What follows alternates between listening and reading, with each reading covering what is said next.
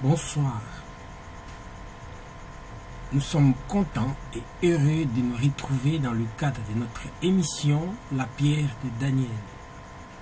C'est une émission qui vous bénit et j'ai prié le Seigneur Dieu qu'à travers cette émission, vous puissiez vous habituer, vous puissiez vous retrouver, trouver le plaisir de le regarder, trouver le plaisir de le contempler, d'avoir nos vidéos dans vos maisons, de les écouter et les réécouter à tout moment, afin que vous puissiez entrer en profondeur avec les Écritures. Que Dieu vous bénisse. Avant de commencer notre émission de ce soir, nous voulons prier le Seigneur. Nous voulons recommander ces temps entre les mains de Dieu.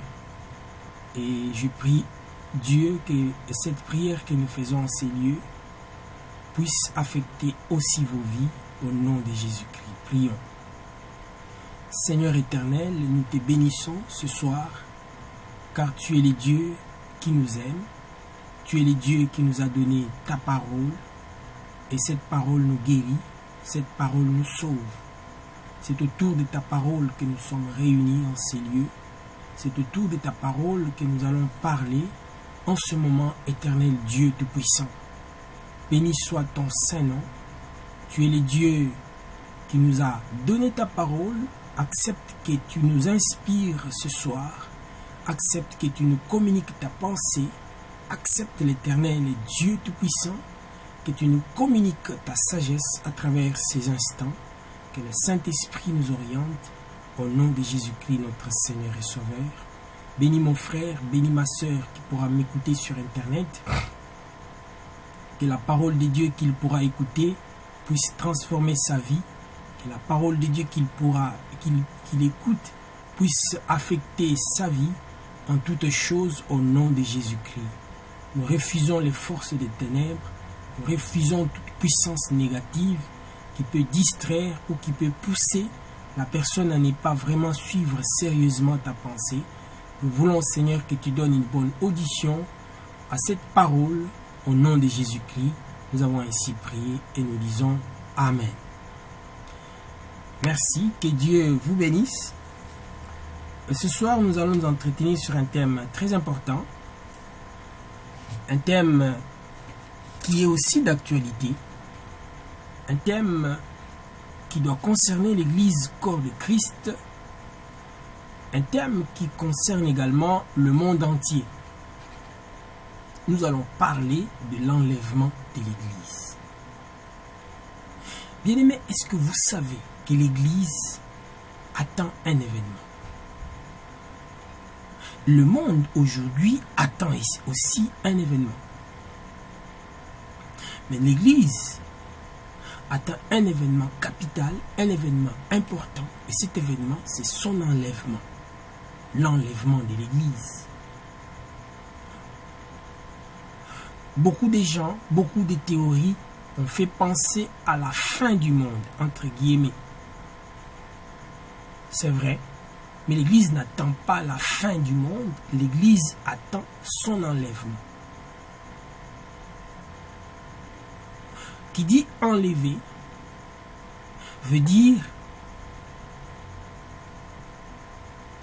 faire déplacer quelqu'un de son lieu initial, de son lieu de départ, vers un lieu inconnu, et cela à l'insu de ceux de sa communauté.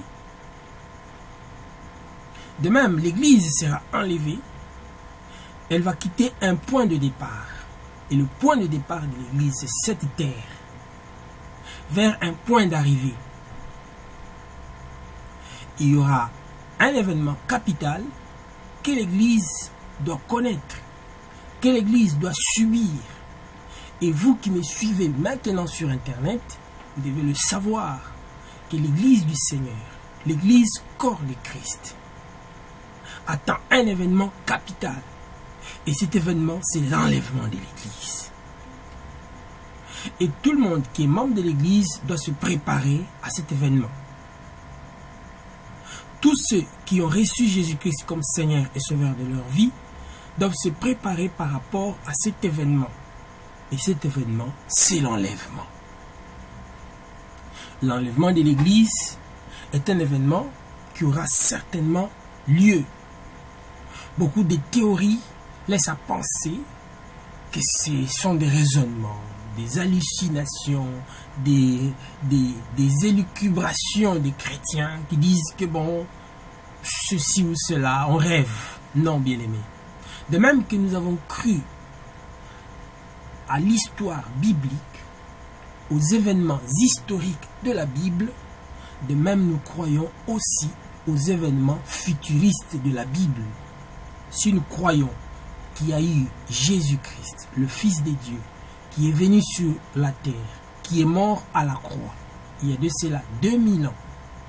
Si nous croyons en sa résurrection, croyons également que le même qui est mort, qui est ressuscité d'entre les morts, qui est assis à la droite de Dieu, le même Jésus reviendra. Donc nous croyons en l'histoire de la Bible, aux enfants d'Israël, à l'Église primitive. Nous croyons aussi à l'action du Saint-Esprit dans l'Église actuelle, mais nous croyons également à tout ce que la Bible dit par rapport au futur de l'Église, par rapport à l'avenir de l'Église. Et c'est en raison de cet avenir de l'Église que nous voulons parler de l'enlèvement. L'Église connaîtra un événement capital, un événement sérieux que l'on appelle l'enlèvement. Et la question de cet enlèvement qui reste posée au cœur de chaque homme qui m'écoute en ces lieux est que est-ce que tu auras part à l'enlèvement? Est-ce que tu seras du nombre de ceux qui seront enlevés? Car l'enlèvement, c'est aussi une sélection, tel un entraîneur de l'équipe nationale de football, lorsqu'il veut sélectionner le 23 joueurs qui devraient faire partie de l'équipe nationale, il fait un tri sur l'ensemble des joueurs qui jouent au pays ou ceux qui jouent à l'extérieur du pays. Ça s'appelle une sélection. C'est pourquoi la plupart d'entraîneurs de l'équipe nationale sont appelés des sélectionneurs. Et l'enlèvement sera un événement qui va faire une sélection d'hommes, car tout le monde n'aura pas part à l'enlèvement.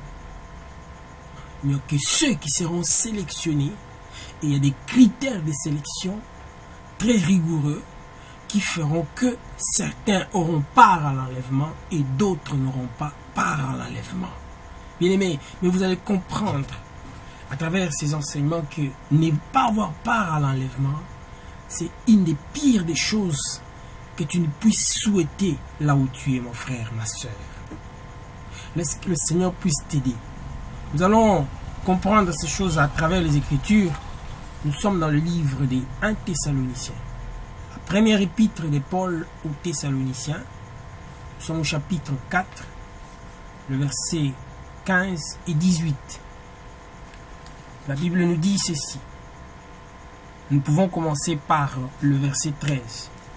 Nous ne voulons pas, frères, que vous soyez dans l'ignorance au sujet de ceux qui sont décédés, afin que vous ne vous affligez pas comme les autres qui n'ont point l'espérance. Car si nous croyons que Jésus est mort et qu'il est ressuscité, nous croyons aussi que Dieu ramènera par Jésus et avec lui ceux qui sont décédés. Voici en effet ce que nous vous déclarons d'après la parole du Seigneur. Nous les vivants, restés à l'avènement, et restés pour l'avènement du Seigneur, nous ne dévancerons pas ceux qui sont décédés. Car le Seigneur lui-même a un signal donné à la voix d'un archange et au son de la trompette de Dieu descendra du ciel et les morts en Christ ressusciteront premièrement. Ensuite, nous les vivants qui serons restés, nous serons tous ensemble enlevés avec eux sur des nuées à la rencontre du Seigneur dans les airs. Et ainsi, nous serons toujours avec le Seigneur. Consolez-vous donc les uns les autres par ces paroles. Ce sont des paroles de consolation que l'apôtre était en train d'entretenir le peuple de Dieu des Thessaloniques. En ce temps de l'Église primitive, les disciples qui avaient reçu Jésus comme Seigneur et Sauveur de leur vie, et en qui le Saint-Esprit était sémé, se posaient beaucoup de questions autour de l'avenir de cette nouvelle doctrine qui venait d'arriver dans leur ville. L'avenir des disciples de Jésus-Christ. Quand on regardait leur façon de vivre, quand on regardait beaucoup des miracles que Dieu faisait à travers eux, quand on regardait beaucoup de choses qui se passaient au sein de l'Église primitive, alors des questions s'est posées, et même des questions ont été posées auprès des apôtres pour savoir, mais en fait, qu'est-ce qui arrivera? Maintenant que vous nous avez dit que Jésus est mort, qu'il est ressuscité d'entre les morts, qu'il est à la droite de Dieu, mais qu'est-ce qui arrivera? C'est ce que les apôtres, inspirés par le Saint-Esprit, avertis par le Saint-Esprit, ont dû enseigner, ont dû communiquer à l'Église ce qui doit attendre, ce que doit attendre l'Église, ce qui doit arriver sur l'Église du Seigneur. L'Église, c'est l'ensemble du peuple de Dieu, de tous ceux qui ont reçu Jésus-Christ comme Seigneur et Sauveur de leur vie, qui ont été scellés du Saint-Esprit, qui marchent sous la conduite de ces derniers. Et tous ces gens, toutes ces personnes qui ont le sceau du Saint-Esprit, qui marchent selon le Saint-Esprit, qui vivent loin de la vie de péché, tous ceux ont en eux l'espérance, une espérance vivante. Nous n'avons pas seulement l'espérance de vivre mieux sur la terre. Vivre mieux le mieux-être sur la terre, c'est aussi un privilège que Dieu peut nous donner. Mais tous ceux qui sont chrétiens ne vivent pas de la même manière sur la terre. Il y a des chrétiens qui vivent dans des pays riches. Il y a des chrétiens qui vivent dans des pays moyens. Mais il y a aussi des chrétiens qui vivent dans des pays sous-développés. Vous n'allez pas me dire que le chrétien qui vit aux États-Unis vit de la même manière que le chrétien qui vit au Congo, ici chez nous. C'est vraiment différent. Et vous voyez là l'influence de la conjoncture nationale, du niveau de vie de chaque pays. Mais peu importe le pays dans lequel nous vivons, mais nous savons que nous avons un avenir et une espérance glorieuse. L'espérance glorieuse que nous avons n'est pas dans la situation nationale, n'est pas dans la situation de notre pays, mais l'espérance glorieuse que nous avons, c'est dans l'avenir de l'Église. L'avenir de l'Église, c'est ce qui nous intéresse. Bien aimé là où tu es, que l'avenir de l'Église puisse t'intéresser. Il faut que l'avenir de l'Église t'intéresse. Ton avenir, en tant que chrétien, t'intéresse. Et si tu n'es pas encore chrétien, sache que l'Église de Jésus-Christ attend un événement plus important qui déterminera le monde. C'est l'enlèvement de l'Église. Parce que nous allons voir qu'après l'enlèvement de l'Église, le monde aura une nouvelle configuration. Après l'enlèvement de l'Église, il y aura des choses terribles qui vont se passer sur le monde. Car l'Église, elle est à la prunelle de l'œil de l'Éternel. Qui touche à l'Église, touche à la prunelle de l'œil de Dieu. C'est l'Église qui, de par sa présence dans le monde aujourd'hui, il y a un semblant, ou encore un semblant de paix sur la terre. Je vous dis, après l'enlèvement de l'Église, il y aura des choses terribles sur cette terre. Après l'enlèvement de l'Église, est-ce que tu auras part à l'enlèvement? L'apôtre dit, ne vous infligez pas au sujet de ceux qui dorment, de ceux qui sont morts, comme font les païens qui n'ont point d'espérance. Car nous croyons que si Jésus est mort et qu'il est ressuscité, nous croyons aussi que Dieu ramènera par Jésus et avec lui tous ceux qui sont décédés. Bien sûr, tous ceux qui sont décédés en Jésus-Christ. Voici en effet ce que nous vous déclarons d'après la parole du Seigneur. C'est le Seigneur lui-même qui a instruit l'apôtre Paul, pour parler de l'enlèvement. Il dit, nous les vivants, restez pour l'avènement du Seigneur. Déjà à l'église primitive, on parlait de l'avènement du Seigneur. C'est vraiment dangereux que des églises d'aujourd'hui ne parlent pas de l'avènement du Seigneur Jésus-Christ. Les églises doivent parler de l'avènement du Seigneur Jésus-Christ. les églises doivent parler et insister sur l'avènement du Seigneur Jésus-Christ. Les enseignements eschatologiques, les prédications eschatologiques doivent avoir une part importante à la chair, doivent avoir une part importante dans la communication de l'Église. Aujourd'hui, nous voyons l'écuménisme. Aujourd'hui, nous voyons toutes sortes de doctrines dans l'Église. Est-ce que dans nos mouvements, quelle est la part importante que nous réservons à l'eschatologie? Qui dit eschatologie, c'est l'ensemble des événements liés à la fin des temps. L'ensemble des événements liés au dernier jour. L'Église doit réserver une part importante dans la communication et cette communication doit porter beaucoup plus sur l'avènement du Seigneur Jésus-Christ.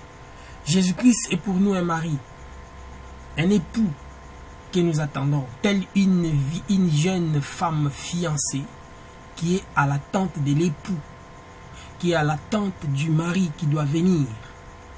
Toute sa respiration, toute sa motivation, tout son cœur bat au rythme du retour du fiancé. Tout son cœur bat au rythme du retour de l'époux. C'est ça l'Église. Si l'Église ne respire pas, si l'Église ne vibre pas au rythme du retour de l'époux, ce n'est pas l'Église du Seigneur Jésus-Christ. Voilà pourquoi nous parlons de l'enlèvement de l'Église. L'apôtre dit, car le Seigneur lui-même a un signal donné à la voix d'un archange et au son de la trompette de Dieu, descendra du ciel. Et les morts en Christ ressusciteront premièrement. Ensuite, nous les vivants qui serons restés, nous serons tous ensemble enlevés avec eux sur des nuées à la rencontre du Seigneur dans les airs. Et ainsi nous serons toujours avec le Seigneur.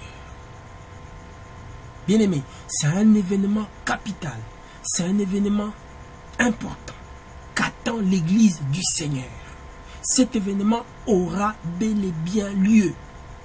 Que le monde le veuille ou pas, que le monde le croit ou non, l'enlèvement aura bel et bien lieu. Alors si je considère la vie des hommes sur la terre,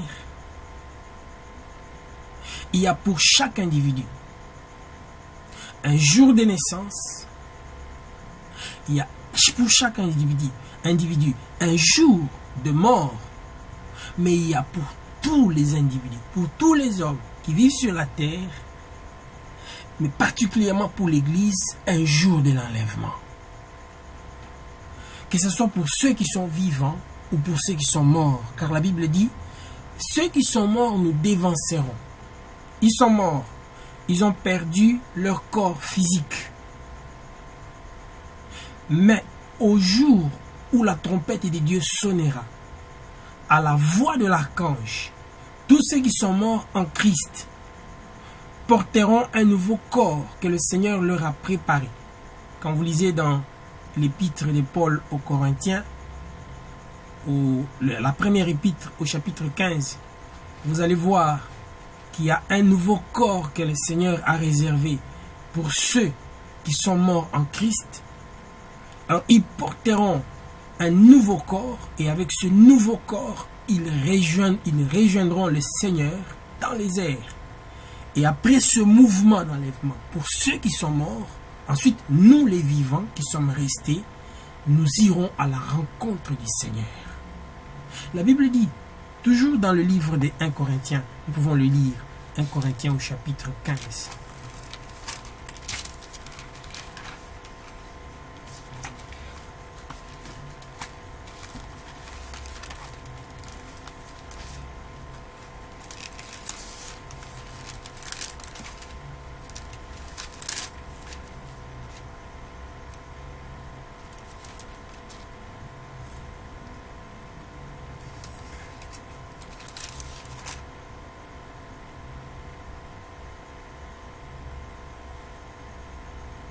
1 Corinthiens chapitre 15e, nous commençons par le verset 50. La Bible dit, ce que je dis, frères, c'est que la chair et le sang ne peuvent hériter le royaume des dieux, et que la corruption n'hérite pas l'incorruptibilité. Voici, je vous dis un mystère. Nous ne mourrons pas tous, mais tous nous serons changés. En un instant, en un clin d'œil, à la dernière trompette, la trompette sonnera, et les morts ressusciteront incorruptibles, et nous serons changés.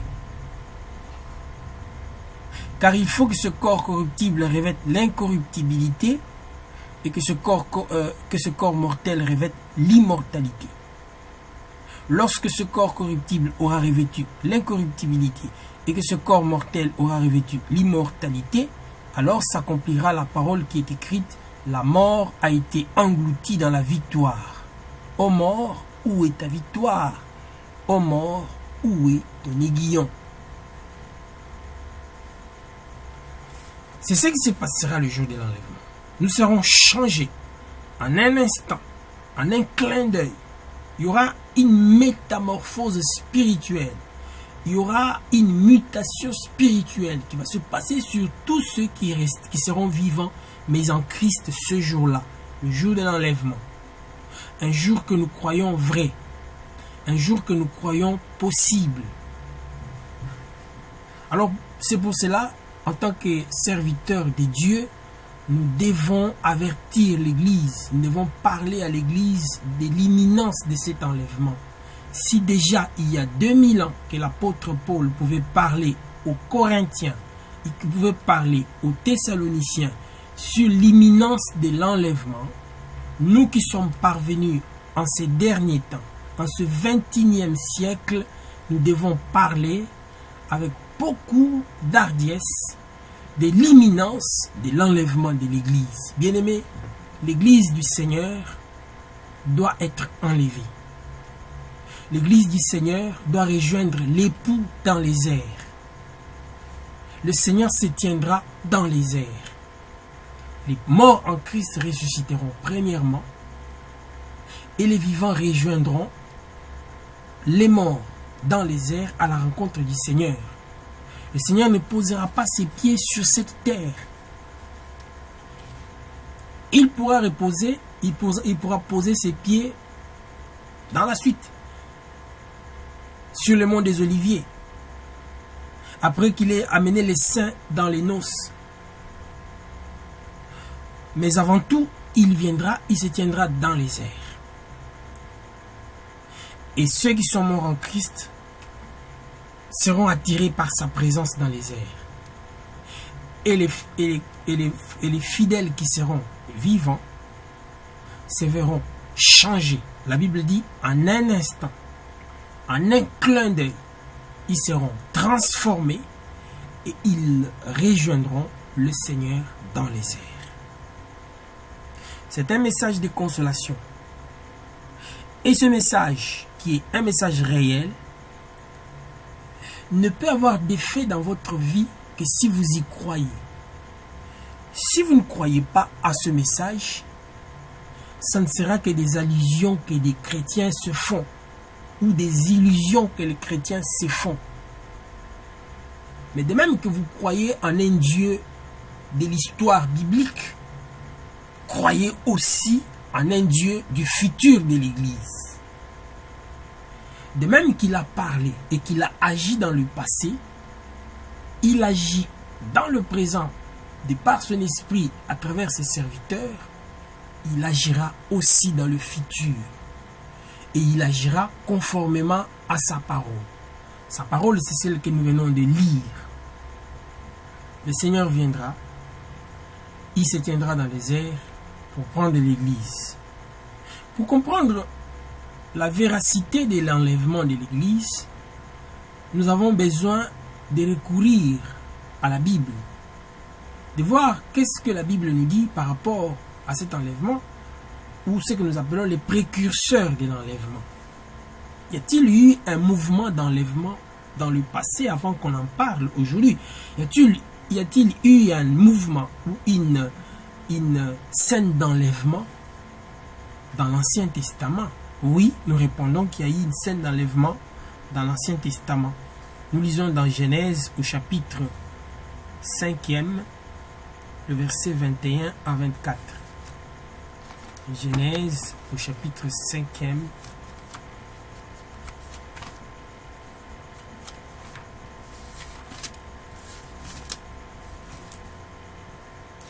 Genèse au chapitre 5e, le verset 21 et le verset 24.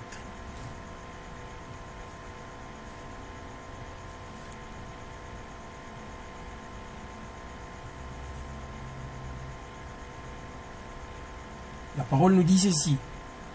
Enoch, âgé de 65 ans, engendra Méthusélah. Enoch, après la naissance de Méthusélah, marcha avec Dieu 300 ans. Et il engendra des fils et des filles. Tous les jours d'Enoch furent de 365 ans. Enoch marcha avec Dieu, puis il ne fut plus parce que Dieu le prit. Puis il ne fut plus parce que Dieu le prit. Nous relisons ou nous lisons Hébreux chapitre 11, versets 5 et 6.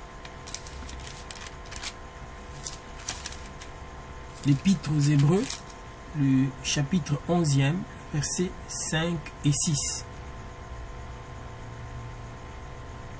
La Bible dit, c'est par la foi qu'Enoch fut enlevé, pour qu'il ne voie point la mort. Et il ne parut plus parce que Dieu l'avait enlevé. Car avant son enlèvement, il avait reçu le témoignage qu'il était agréable à Dieu. Nous voyons dans la Bible un des premiers précurseurs de l'enlèvement de l'Église, qui s'appelle Enoch. Enoch était un homme de l'ancien temps, avant même qu'Abraham, notre patriarche de la foi, fût né. Enoch était là. Il était fils de Jéred, et il a dû donner naissance à Méthusélah quand il fut âgé de 65 ans. Et après la naissance de son fils Méthusélah, la Bible dit qu'Enoch marcha avec Dieu pendant 300 ans. Donc, tous les jours d'Enoch furent de 365 ans. J'aime ces détails de la Bible. C'est qu'il y a eu un avant la marche avec Dieu et aussi un après la marche avec Dieu. Tout ceci a une importance capitale pour nous.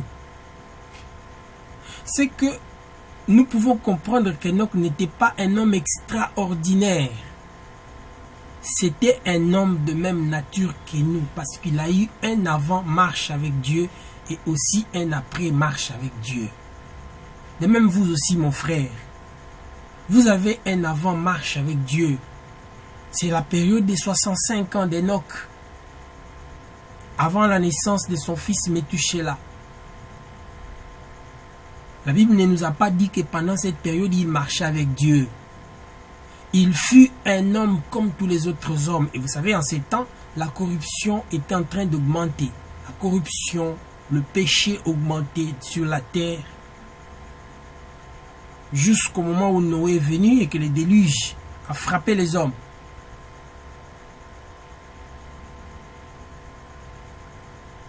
Donc, Enoch a marché d'abord par lui-même, par sa connaissance, par sa chair, par ses convoitises. Mais après la naissance de Méthusélah, la Bible dit qu'il marcha avec Dieu pendant 300 ans. Nul ne peut avoir part à l'enlèvement s'il n'a marché avec Dieu pendant le temps de son séjour sur la terre. C'est une leçon qu'Enoch nous enseigne. Et quand nous voyons des gens comme Enoch qui ont marché avec Dieu, des gens qui ont été enlevés, Dieu n'a pas permis que la mort frappât Enoch tous les hommes sur la terre passent par le chemin de la mort. Mais Enoch n'est pas passé par le chemin de la mort. Dieu l'a pris. La Bible dit, Dieu le prit. Dieu l'enleva, de sorte qu'il n'est connu point la mort. Enoch n'a jamais connu la mort. Il a été enlevé dans son corps. Dans la marche avec Dieu, il a marché 10 ans, 20 ans, 30 ans, 50 ans, 100 ans, 150 ans, 200 ans, 250 ans, 300 ans, il a marché avec Dieu, bien-aimé. Dieu n'est pas un extraterrestre. Dieu n'est pas une personne ou un être que l'on peut s'imaginer de je ne sais de quelle manière. Dieu, on peut marcher avec lui pendant autant d'années que l'on peut. Et marcher avec Dieu dans le plaisir, marcher avec Dieu dans la joie, marcher avec Dieu dans l'adoration, marcher avec Dieu pendant 300 ans, bien-aimé. Quel privilège! Aujourd'hui, vous voyez quelqu'un qui vient dans la foi, 1 année, 2 ans, un petit problème lui arrive, il abandonne la foi. Il cesse d'être chrétien. Ou encore, ce n'est peut-être pas un problème, mais c'est peut-être une bénédiction. Il vivait dans la misère, il vivait dans la souffrance, Dieu le bénit. Et voilà que la bénédiction l'emporte loin des dieux. Il devient infidèle à sa femme, il devient ivrogne, il devient voleur, il devient menteur à cause d'une bénédiction entre guillemets. Non, bien-aimé. Pour 2 ans, tu as abandonné la foi. Pour 3 ans seulement, tu as abandonné la foi. Mais Enoch a su marcher avec Dieu pendant 300 ans. Ce n'est pas 10 ans, ce n'est pas 20 ans, ce n'est pas 100 ans. Mais il a marché avec Dieu pendant 300 ans. Il était devenu ami de Dieu. Lorsqu'on marche avec Dieu pendant plusieurs années, on devient ami de Dieu, comme Abraham. Il était devenu ami de Dieu. Il faisait la joie du Seigneur. Et Dieu, en le regardant, il a dit, celui-ci, il ne peut pas connaître la mort comme tous les hommes. Celui-ci, je vais le prendre. Et la Bible dit dans Hébreu, avant son enlèvement, il reçut le témoignage qu'il était agréable à Dieu. Enoch reçut un témoignage de Dieu.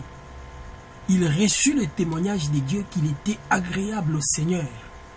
Et dans Hébreux chapitre 11, le verset 6e, il dit, or,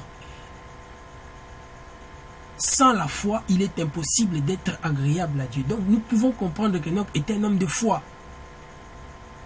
C'est par sa foi qu'il fit la joie de Dieu, qu'il a reçu le témoignage qu'il était agréable à Dieu. Nul ne pourra avoir part à l'enlèvement s'il n'a pas reçu le témoignage de Dieu. Et le témoignage de Dieu, nous l'avons par la foi. Nul ne peut avoir part à l'enlèvement s'il n'est pas agréable au Seigneur. Comment vous irez vers ce Dieu-là si vous ne lui êtes pas agréable? Donc, tous ceux qui auront part à l'enlèvement, ce sont des gens qui ont reçu les témoignages qui sont agréables au Seigneur. Agréable au Seigneur. Agréable au Seigneur. Agréable à Jésus, agréable à Dieu, agréable à Dieu, agréable à Dieu. Et pour être agréable à Dieu, la Bible dit, or sans la foi, il est impossible d'être agréable à Dieu. Es-tu agréable à Dieu, bien-aimé? Es-tu agréable à Dieu? On n'est pas agréable à Dieu lorsqu'on porte la colle pastorale, non. On n'est pas agréable à Dieu lorsqu'on donne sa dîme à l'église. On n'est pas agréable à Dieu lorsqu'on donne trop des offrandes à l'église. Certes, ce sont des œuvres de la piété religieuse qui ne doivent pas manquer dans notre piété chrétienne. Et pour être agréable à Dieu, une seule condition pour être agréable à Dieu, avoir la foi. Or, sans la foi, il est impossible d'être agréable à Dieu. Enoch marcha avec Dieu et obtint le témoignage qu'il était agréable à Dieu. Pour marcher avec Dieu, Dieu nous a donné 2 choses. La première chose que Dieu nous a donnée pour marcher avec lui, c'est sa parole. Nul ne peut marcher avec Dieu s'il n'est pas dans sa parole. Parce que Dieu est esprit. Dieu, on ne le voit pas physiquement. Mais pour marcher avec lui, nous avons besoin de connaître sa parole. Nous avons besoin de maîtriser sa parole. Nous avons besoin de ruminer sa parole. Nous avons besoin d'avoir la pleine connaissance de la parole de Dieu. Tel un étudiant qui va en faculté de médecine, il a besoin de maîtriser toute la médecine, tous les mots des médecins, toutes les pratiques médicinales, toute la médecine, il doit l'ingurgiter dans son cœur, il doit la ruminer, il doit avoir un langage des médecins pour arriver au bout d'un certain nombre d'années à commencer à exercer comme médecin. Il doit maîtriser toute la médecine, il doit maîtriser vraiment la médecine. Et des fois, aller dans une spécificité quelconque, il peut être un ophtalmologue ou un chirurgien, ça dépend de la spécificité qu'il aura empruntée. Mais nous ici, il est question de la parole de Dieu. Pour marcher avec Dieu, nous avons besoin de connaître sa parole. Connais-tu la parole de Dieu? Aimes-tu la parole de Dieu? Lis-tu la parole de Dieu? Médites-tu la parole de Dieu? Il y a beaucoup de gens qui passent beaucoup d'heures sur les écrans de leur télévision, sur les écrans des portables, des téléphones portables, sur des écrans d'ordinateur, mais ils ont moins de temps à lire la parole de Dieu, à ouvrir la Bible. Aujourd'hui, gloire à Dieu, parce que nous avons la parole de Dieu électronique. Nous pouvons la lire même sur nos tablettes, nous pouvons la lire sur nos téléphones portables. Lisez la parole de Dieu. Comprenez la parole de Dieu. Chaque fois que vous êtes devant la parole de Dieu, vous n'êtes pas devant un journal ou un livre quelconque scientifique, mais vous êtes devant la parole de celui qui vous a créé. Vous avez besoin de la lire, vous avez besoin de la connaître et de la comprendre. Si vous ne comprenez pas certains versets de la parole de Dieu, priez à ce que le Saint-Esprit vous ouvre l'intelligence, que le Saint-Esprit illumine les pensées de vos cœurs, afin que vous puissiez comprendre la parole de Dieu, car personne ne peut marcher avec Dieu s'il n'a pas sa parole. Tous ceux qui ont marché avec Dieu avaient sa parole. Tous ceux qui ont marché avec Dieu connaissaient sa parole. Moïse connaissait la parole de Dieu. Moïse reçut la parole de Dieu. Élie reçut la parole. Jérémie reçut la parole de Dieu. Ésaïe reçut la parole de Dieu. Pour marcher avec Dieu, on a besoin de sa parole. La deuxième chose que nous devons avoir pour marcher avec Dieu, nous avons besoin de la direction de son esprit. Car tous ceux qui sont conduits par le Saint-Esprit sont fils de Dieu. Dieu ne nous a pas donné que sa parole. Dieu nous a donné aussi son esprit. C'est pourquoi le Seigneur a dit aux disciples, restez à Jérusalem, jusqu'à ce que la promesse du Père soit accomplie. Car vous recevrez une puissance. Le Saint-Esprit descendant sur vous, vous serez mes témoins, partout dans le monde entier. Nous avons besoin de marcher par l'Esprit. Nous avons besoin d'être remplis de l'Esprit de l'Éternel. Nous avons besoin d'être accompagnés par l'Esprit de Dieu. Car Dieu est Esprit. Nous sommes des hommes, faits de chair, de sang et de chair. Et pour marcher avec un Dieu Esprit, nous avons besoin de son Esprit. Que son Esprit nous illumine, que son Esprit nous ouvre les yeux, que son Esprit nous enseigne sur la pensée de Dieu, que son Esprit nous enseigne sur l'intention de Dieu. Si nous ne connaissons pas l'intention de Dieu, si nous ne connaissons pas la volonté de Dieu, nous ne pouvons pas marcher avec lui. Vous ne pouvez pas marcher avec un grand homme si vous ne connaissez pas son intention, si vous n'avez pas sa vision. Le Saint-Esprit nous détermine l'intention de Dieu. Le Saint-Esprit nous détermine la vision de Dieu. Donc nous avons besoin de sa parole. À travers sa parole, nous avons la doctrine de Dieu. Et à travers le Saint-Esprit, nous avons l'intention de Dieu. Nous avons la pensée de Dieu avec nous. Le Saint-Esprit. Puisse le Saint-Esprit inonder ton cœur afin que tu puisses marcher avec Dieu. Enoch marcha avec Dieu et obtint le témoignage qu'il était agréable à Dieu. Et par conséquent, il fit enlever. Il est le premier précurseur de l'enlèvement de l'Église. Personne ne sera enlevé s'il n'a marché avec Dieu et reçu son témoignage. Que Dieu vous bénisse. Le deuxième précurseur de l'Église ou de l'enlèvement de l'Église, c'est le prophète Élie. Nous sommes dans le livre de 2 Rois, au chapitre 2.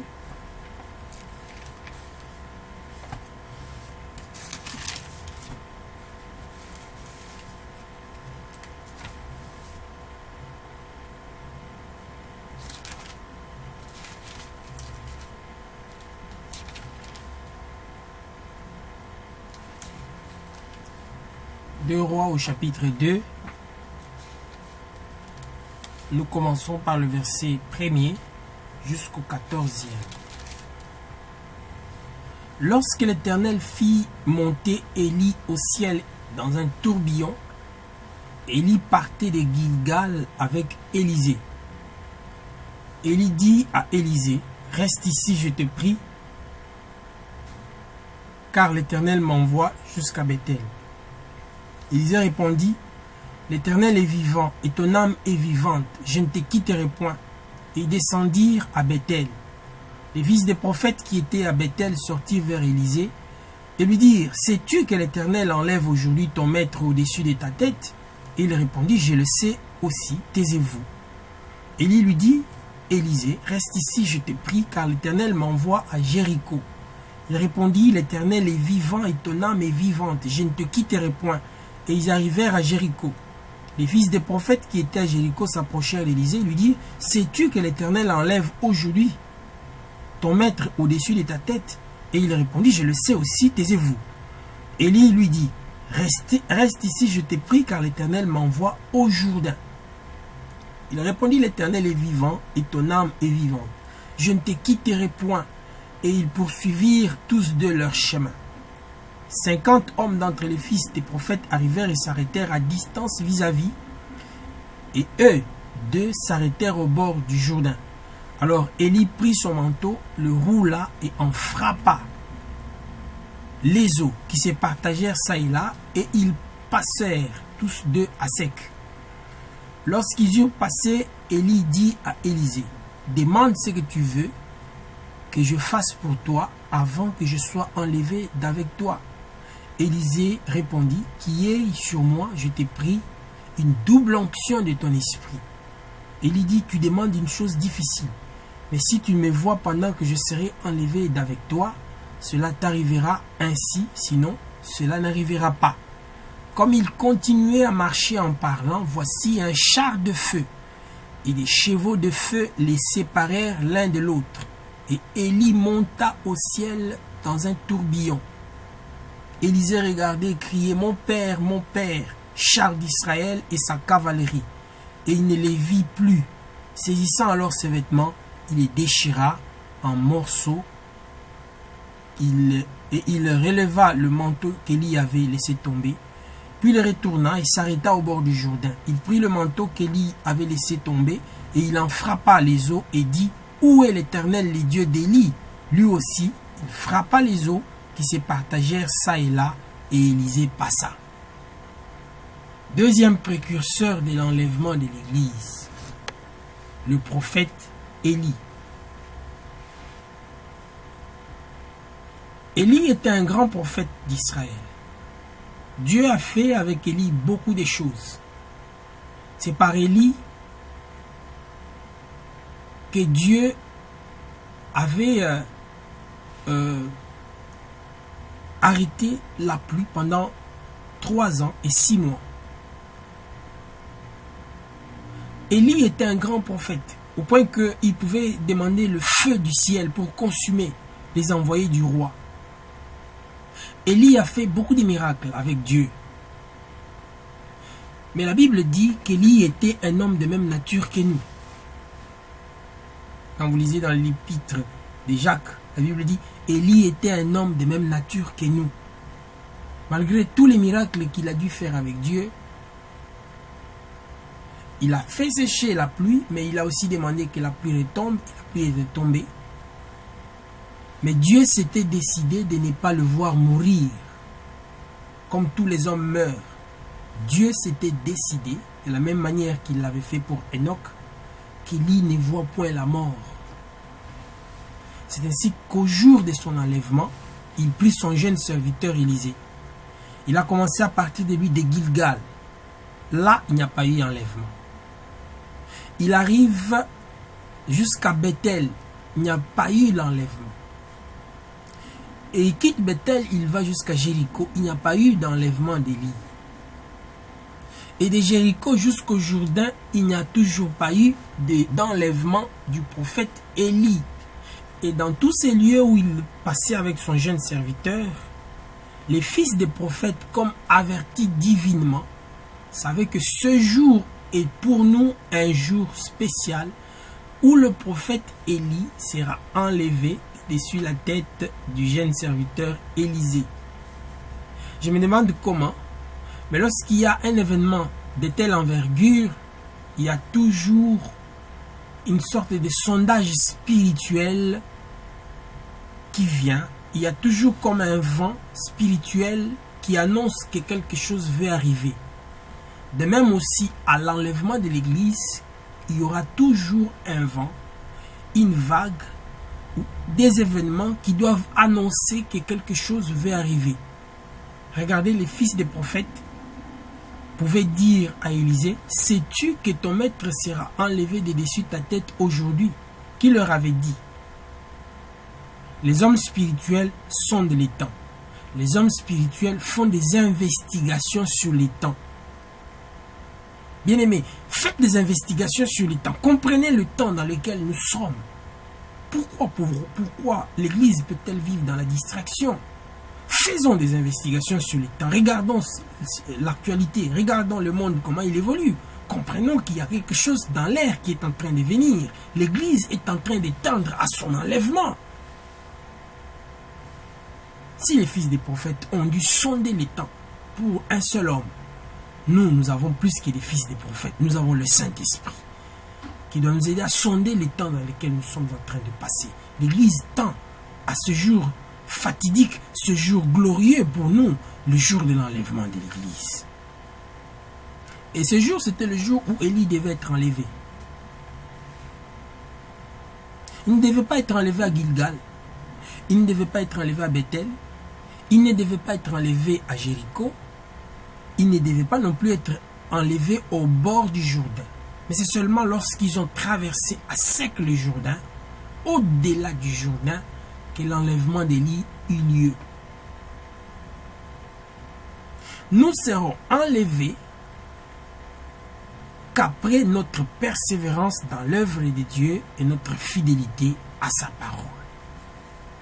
Il lui fallut pour Élie la persévérance. Il lui fallut pour le prophète Élie de ne pas rester dans Gilgal, de ne pas rester dans Bethel, de ne pas rester dans Jéricho, ni encore moins au bord du Jourdain. Il le fallait qu'il passe au-delà du Jourdain. C'est ça la directive du Saint-Esprit. Un homme conduit par le Saint-Esprit. Beaucoup de gens sont à Gilgal de leur vie. Beaucoup de gens sont à Bethel de leur vie. Beaucoup de gens sont à Jéricho de leur vie. D'autres traînaillent encore au bord du Jourdain de leur vie. Bien-aimé, Dieu t'attend au-delà.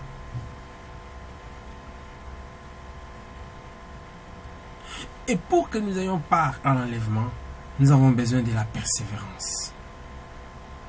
Remonter les obstacles.